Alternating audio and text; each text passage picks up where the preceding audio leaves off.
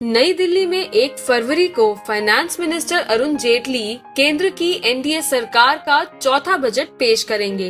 इस बार 1 फरवरी को बजट पेश होने के साथ साथ और भी कई अहम बातें हैं जो इस बजट को खास बना रही हैं। देखना होगा कि किस हद तक वो देश की जनता, इंडस्ट्री, व्यापारी और बाजार की आशाओं को पूरा कर पाते हैं। इस बार बजट के खास होने की 5 बड़ी वजह हैं। आम बजट के साथ रेल बजट भी पेश किया जाएगा। अब तक रेल बजट को आम बजट और आर्थिक सर्वेक्षण से पहले पेश किया जाता रहा है। सबसे पहले रेल बजट, इसके बाद आर्थिक सर्वेक्षण और अंत में केंद्रीय बजट पेश होता था।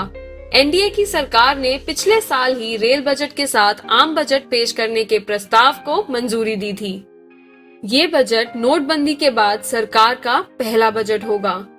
देश के आर्थिक इतिहास की सबसे अहम घटनाओं में से एक नोटबंदी के बाद ये सरकार का पहला बजट है। 8 नवंबर 2016 को पीएम मोदी के नोटबंदी के ऐलान के बाद देश की अर्थव्यवस्था पर जो असर हुआ है, उसका सटीक आंकड़ा इस बजट में पेश किया जा सकता है। नोटबंदी के बाद सरकार के पास जो पैसा आया है और इकोनॉमी में जो बदलाव आया है, उसके आधार पर सरकार निश्चित ही बजट में कुछ बड़े ऐलान कर सकती है।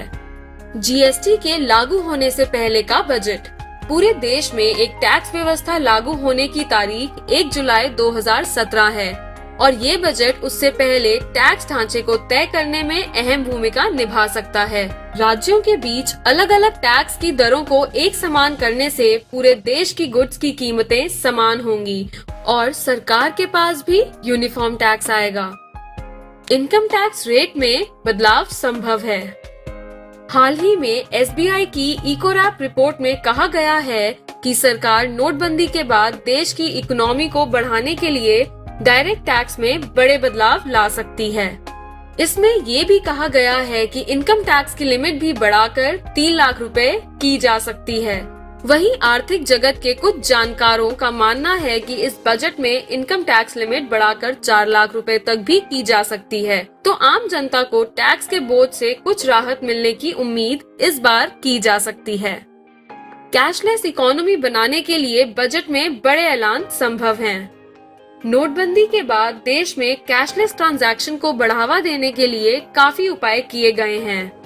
भीम ऐप के जरिए सरकार भी आम लोगों को डिजिटल ट्रांजैक्शन ज्यादा से ज्यादा करने के लिए प्रोत्साहित कर रही है।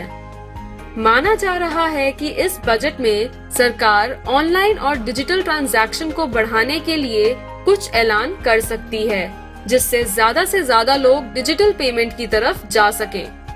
दिल्ली दर्पण टीवी ब्यूरो रिपोर्ट।